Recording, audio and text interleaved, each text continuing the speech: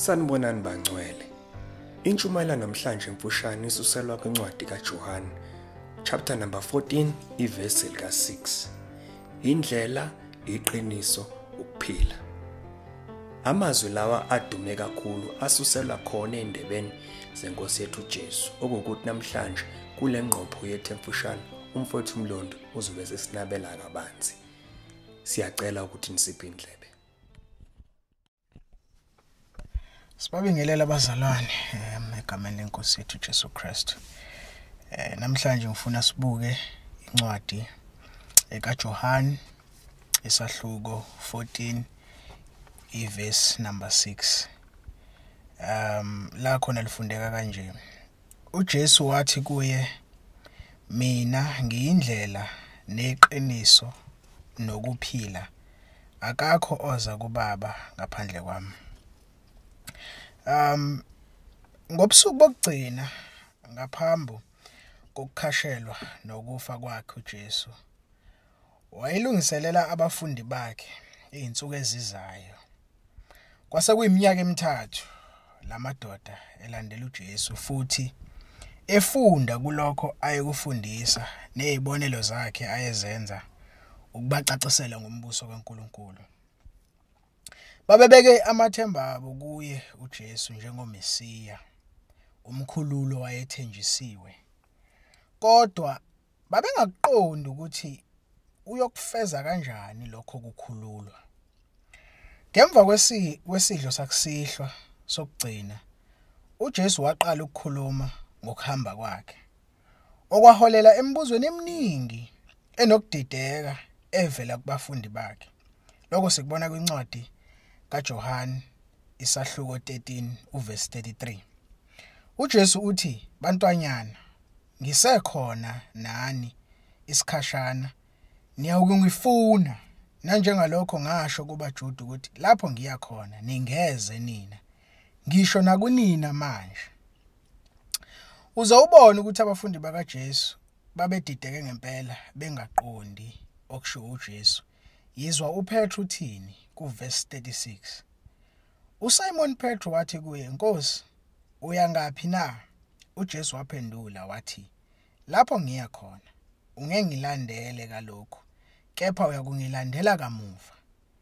Wathi uPetru kuye, Nkosi, ngingekulandele kalokho ngani na? Ngizakudela ukuphila kwami ngenxa yakho. uJesu wathi kuye, uyakungiphika kathathu iqhude lingakakhali. Ngakho uyabona ke lana ukuthi kuningi ukungaqondi nokudideka okukubafundi bakaJesu. Lokudideka nokungaqondi okwakubambe abafundi bakaJesu yikho lokhu okubamba abantu abaningi nakulesi sikhathi esiphila kuso. Abantu banokuzethemba okukhulu ngokuthi bangabantwana bakaNkuluNkulu, kodwa mawuthi uyalandela abakaze bazane noJesu. Ucwaningo luveza ukuthi ezweni lonke nje jikelele kunezinkolo ezingaphezulu kweinkulungwane ezine, 4,000. Uyacabanga inkulungwane ezine. Futhi bonke abalandela lezi inkolo banokuzethemba ukuthi iyona ndlela le abayilandelayo, futhi lona qiniso leli abalilandelayo, futhi ikona kuphila lokho abakulandelayo. Kuningi nje ukudideka okusebantwini nokungaqondi. Kodwa sibonga umbuzo owabuzwa uThomas. Wathi, Nkosi, asazi lapho uya khona. Siyazi kanjani indlela na? uThomas wabuza umbuzo omuhle. Wathi, Nkosi, sibonise indlela. Sifuna indlela eya la uya khona. uJesu kuyila amphendula khona-ke kule vesi eselifundile. Othi, mina ngiyindlela neqiniso nokuphila. Akakho oza kuBaba ngaphandle kwami. Uthi uJesu, mina ngiyindlela. uJesu uthi yena uqobo lwakhe uyiyo indlela eya kuBaba. uJesu usebenzisa lamazwi ukuveza ukuthi yena nguye kuphela oyindlela. Njengoba abafundi bekhombise ukudideka kwabo bebuza ukuthi iphi indlela eya lapho uya khona, uJesu uthi uye indlela, njengoba ayibatshenile kwasekuqaleni mhla wayebabiza ukuthi ngilandeleni. uJesu yaphindwe yabatshela futhi namanje ukuthi ngilandeleni, ayikho enye indlela eyezulwini, ayikho enye indlela eya kuBaba. uPetro waliphinda leli qiniso elifanayo mhla esenokuqonda esekhule ngokwanele enkosini. Owaphinda lamazwi kwincwadi yezenzo isahluko ses4 uverse number 12. Uthi ayikho insindiso ngomunye ngokuba alikho futhi elinye igama phansi kwezulu elinikiwe ebantwini esimele ukusinda ngalo. uTimotheo wokuqala isahluko sesibili uverse 5. Uthi ngokuba munye uNkulunkulu, munye nomlamuleli phakathi kukaNkulunkulu nabantu, umuntu uKristu Jesu, owazinikela abe inhlawulo yabo bonke, kube ngubufakazi besikhathi esiyiso. Abanye abantu bangase bazama ukukutshela ukuthi ziningi izindlela zokwezulwini, noma bangase bathi kukhona abanye uNkulunkulu ngaphandle kukaNkulunkulu eBhayibheli. Kodwa hobaphendula, ubabuke emehlweni, ubatshele ukuthi munye kuphela umuntu owafa esiphambanweni ukuze akhokhe inhlawulo yezono zethu. Munye kuphela umuntu owavuswa kwabafileyo enomzimba omusha ongasophindi ufe, uJesu. Uyena kuphela onguNkulunkulu weqiniso, noma ubani okholwa kuye uba nokuthethelelwa kwezono zakhe ebese eba nobudlelwane noNkulunkulu. Uthi uJesu uyiqiniso. uJesu futhi washo wathi uliqiniso. Uliqiniso ngoNkulunkulu. Kuso lesi sahluko ses14 kuverse number 7, uJesu uthi uma beningazi mina beniyakumazi noBaba, kusukela manje niyamazi nimbonile. Lapho uJesu esemhlabeni wabonisa wonke umuntu ukuthi uNkulunkulu unjani. uJesu wayenothando futhi enomusa, esibonisa ukuthi uNkulunkulu unothando, unomusa. uJesu wayemuhle njalo, esibonisa ukuthi uNkulunkulu muhle ngaso sonke isikhathi. uJesu wasibonisa ukuthi uNkulunkulu uyawuphendula umthandazo, nokuthi uNkulunkulu uyasizonda isono. uJesu iqiniso eliphilayo likaNkulunkulu. Ngisho uJohane ekuqaleni uma esethulela ngoJesu kwisahluko sokuqala uverse number 14 uthi ulizwi waba inyama wakha phakathi kwethu, sabona inkazimulo yakhe, inkazimulo njengoyozelwe yedwa kuyise, egcwele umusa neqiniso. NgoKristu Jesu uNkulunkulu wakhetha ukuthi aziwe. Yingakho umyalezo ngoJesu uyiqiniso. Iwona wodwa umyalezo oyiqiniso okhulula umuntu ezonweni, ashiye indlela yobumnyama abe nobudlelwane noNkulunkulu. uPawulo usho lamazwi kwincwadi yabaseFesu sahluko sokuqala uverse number 13. Uthi kuye nani esenizwile izwi leqiniso, ivangeli lokusindiswa kwenu, enakholwa nguye, futhi nani nabeka uphawu longumoya engcwele wesithembiso oyisibambiso sefa lethu, kube ngokuhlengwa kokungokwakhe ukuze kutuswe inkazimulo yakhe. Incwadi kaJakobe isahluko sokuqala iverse number 18. Ngokuthanda kwakhe wasizala ngezwi leqiniso, ukuze sibe ngabokuqala bezidalwa zakhe. Uyabona ukuthi lama verse asivezela ngokusobala ukuthi linye iqiniso ngoNkulunkulu, linye iqiniso ngokusindiswa kwabantu, linye iqiniso ngezulu, iqiniso eliuKristu Jesu. Uthi uJesu futhi ungukuphila. Yebo, uJesu ungukuphila. Ungukuphila okuphakade. Ungukuphila okuphakade ezulwini kwenziwe ukuthi kutholakale ukuphila okuyingunaphakade ngoKristu Jesu yena kuphela.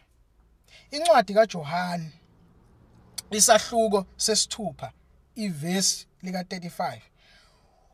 uJesu wathi kubo, mina ngiyisinkwa sokuphila, ozayo kimi kasoze alamba, nokholwa yimi kasoze oma.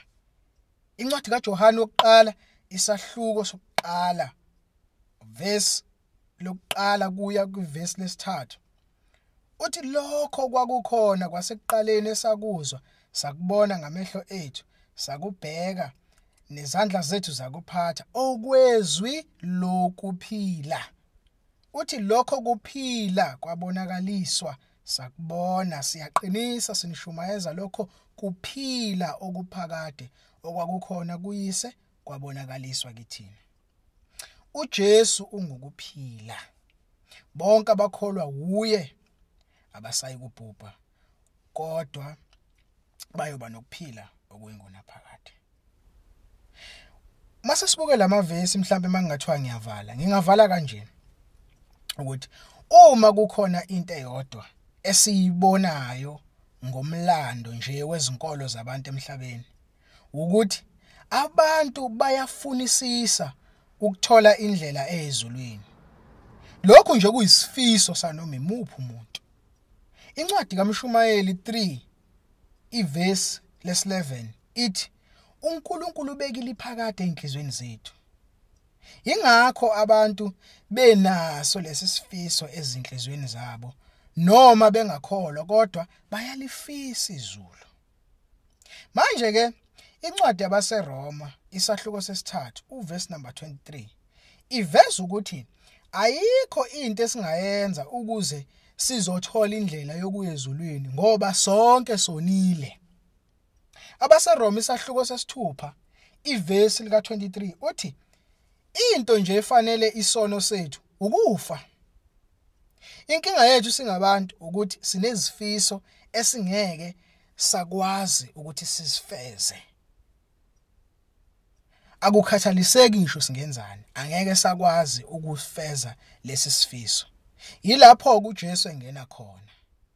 Yena futhi nguye yedwa ongafeza lesi sifiso ezinhlizweni zethu ngokuthi enze ukuhebelana kwaphezulu. KwabaseKorinte besibili isahluko sesihlanu uvesi number 21. Ongasazange isono wamenza isono ngenxa yethu ukuze kuyena senziwe sibe ngokulunga kaNkulunkulu. uJesu ngokufa kwakhe wathatha izono zethu wazibeka kuye. Wayesenza umhlatshelo ukuze thina sithabathe ubungcwele bakhe. uJesu indlela yena yedwa eya kuNkulunkulu. Uthi bonke abangangeni ngaleli sango bangamasela. uJesu uyilo iqiniso. Konke sifuna ukukwazi ngoNkulunkulu uJesu uyikho. Futhi uJesu ngokuphila okuyinguna phakade. Okholwa uye akasayi kubhubha kodwa wophila kuze kube inguna phakade. Amen. Sibonge kakhulu kini nonke enikwazile ukuthi nisiphe indlebe. Sibonge kakhulu nakumfowethu Mlondi Jula okuyena othatha isikhathi sakhe namhlanje ngokuthi asikhonze. Siyathemba ukuthi le intshumayelo kanje ziwusizo kini. Ngithi anginikhumbuze nje kafushane ukuthi lapha kwi-website yethu yase Living Hope Bible Church moya lapha ebhalwe khona Zulu uzofika uyithole intshumayelo kanje. Uphinde futhi uthole lokho kubizwa ngokuthi ama daily devotions phecelezi okuyimbhalo emfushane ebhalwe ngesiZulu esuke nje ikhuluma ngezahluko ezithize esiyeke siyifake nje ngazo zonke izinsuku. Thande futhi nokuthi nginigqugquzele bazalwane ukuthi ningakhohlwa ukuthi impilo esinayo la emhlabeni impilo emfushane. Ngakho kumele ukuthi isikhathi esinaso sisebenzise ngokuhlakanipha ngokuthi sicebise ezwini laNkulunkulu silazi izwi laNkulunkulu nokuthi siyifafaze le ndaba ezinhle kangaka zevangeli. Amen.